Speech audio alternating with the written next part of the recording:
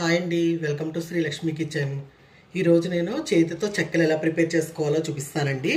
ముందుగా 1 కేజీ పొడి బియ్యం పిండి అండి. తడిది కాదు, పొడి బియ్యం పిండే. మనం కడిగేసి ఆరబోసుకుని ఆడించుకుంటాం కదండి, ఆ పిండి కేజీ తీసుకున్నాను.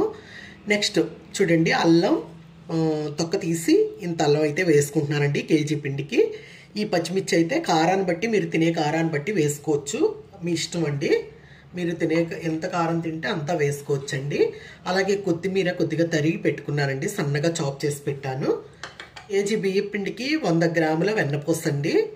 నేను ఇందులో కలిపినప్పుడు మీకు చూపిస్తాను. ఇదిగోండి, 1 కప్పు శనగపప్పు అండి. చిన్న కప్పుతో కప్పుడు నానబెట్టుకున్నాను, 4 అవర్స్ అవుతుంది.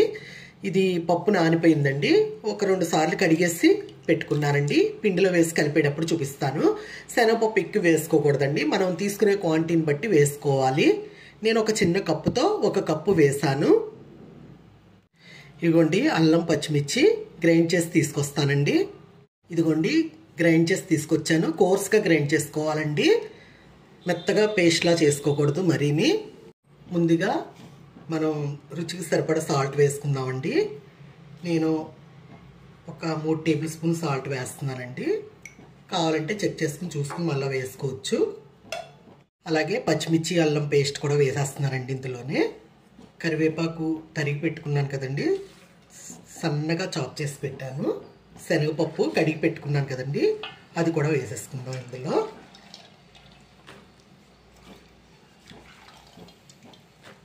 ఇదిగోండి వెన్న, ఇది కూడా వేసేసుకుందాం. వెన్నపూస మరీ ఎక్కువైనా విరిగిపోయినట్టు వచ్చేస్తాయండి, అలా అని మరీ తక్కువ వేసుకున్నా గట్టిగా వచ్చేస్తాయి. ఇవి చాలా గుల్లగా చాలా బాగుంటాయండి. మొత్తం అంతా కూడా ఇలా మిక్స్ చేసేసుకోవాలి. మొత్తం అంతా కూడా పిండికి పట్టేలాగా మొత్తం అంతా కూడా ఇలా కలిపేసుకోవాలండి. ఇలా మొత్తం అంతా మిక్స్ చేసుకున్నాక ఒకసారి ఉప్పు కారం అనేది చెక్ చేసుకోవచ్చండి మనం.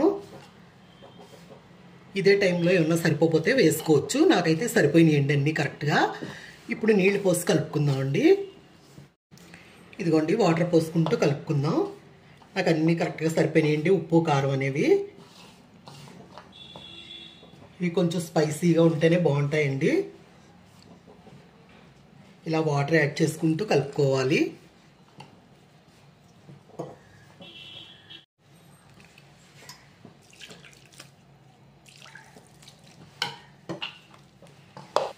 అలా అని మరీ జారుగాను కలుపుకూడదు. ఇదిగోండి, మొత్తం అంతా కూడా ఇలా కలుపుకోవాలండి. మనం ఇలా పిండి ఇలా ఉండ చేస్తుంటే మనకు చేతికి అంటుకోకూడదు. అలా ఉంటే కరెక్ట్గా అన్నీ సరిపోయినట్టండి. మనకి వెన్న అనేది కరెక్ట్గా సరిపోయినట్టు. ఒకటి ఫుల్గా పట్టి 3/4 పట్టిందండి, ఒక పావు మిగిలిపోయింది. చూసారు కదా, ముద్దగా ఇలా చేసుకున్నాక ఇప్పుడు దీన్ని పక్కన పెట్టేసుకుందాం.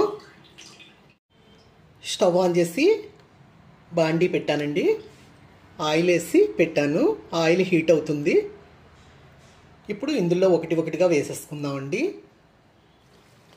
ఇలా అంటూ నొక్కుంటూ వేసేసుకోవాలండి. ఇందులో డైరెక్ట్గా మనం ఆయిల్లోనే ఇలా చేతితో ఒత్తుకుంటూ వేసేసుకోవాలండి.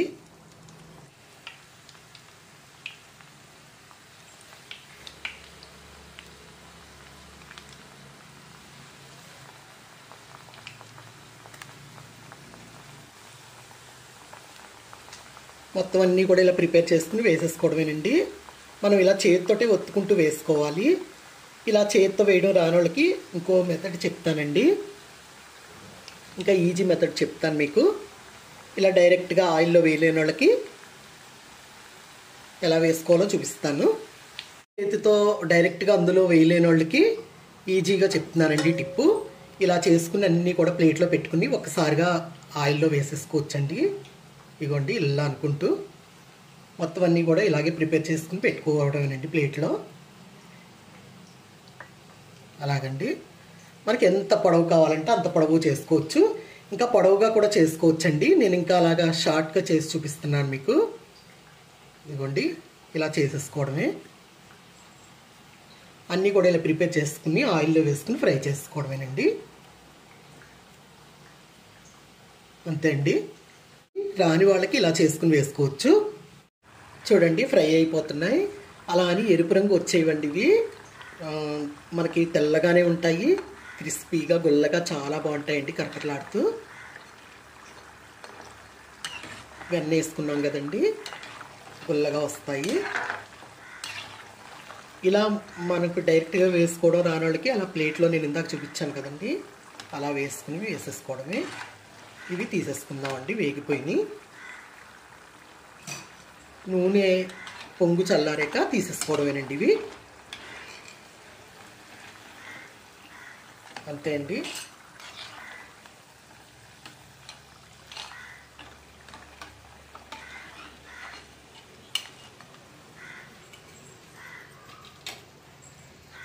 ఇవిగో చూపించాను కదండి ఇందాక, ప్లేట్లోకి ఇలా చేసి పెట్టుకుని ఇలా వేసుకుని వేపుకోవచ్చండి.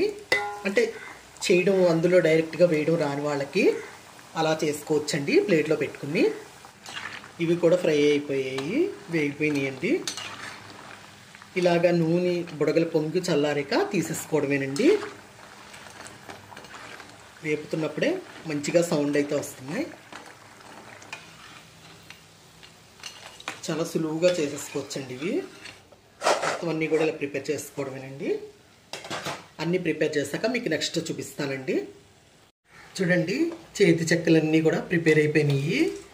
ఇగోండి నాకు ఈ గిన్నెతో ఈ గిన్నెడి చెక్కలు అయినాయి, చాలా బాగున్నాయండి. చూడండి కరకరలాడుతూ చాలా గుల్లగా చాలా బాగున్నాయండి. మీరు కూడా ఇలా ప్రిపేర్ చేసుకోండి. ఇలా ప్రిపేర్ చేసుకుని ఎలా వచ్చిందో నాకు కమెంట్ రూపంలో చెప్పాలండి.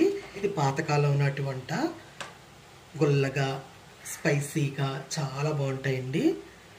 మీరు కూడా ఇలా ప్రిపేర్ చేసుకుని ఎలా వచ్చిందో నాకు కమెంట్ రూపంలో చెప్పాలండి.